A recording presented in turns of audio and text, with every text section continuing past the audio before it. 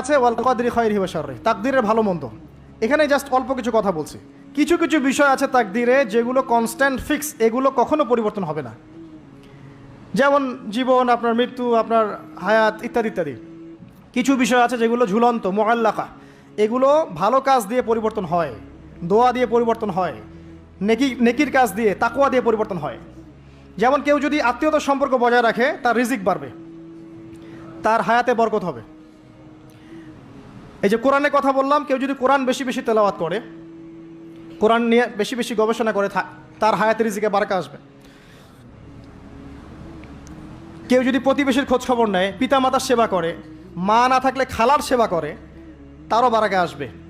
কেউ যদি বেশি বেশি দোয়া করতে থাকে, আল্লাহর কাছে প্রচুর দোয়া করে, খালি দোয়া আর দোয়ার উপর থাকে, দেখবেন ও বিপদ আপদে কম পড়বে। আর বিপদ আপদ আসলেও দেখবেন আল্লাহ পাক গায়েবী মাদাতে দেখবেন কোনো না কোনোভাবে তাকে সেভ করে ফেলবে।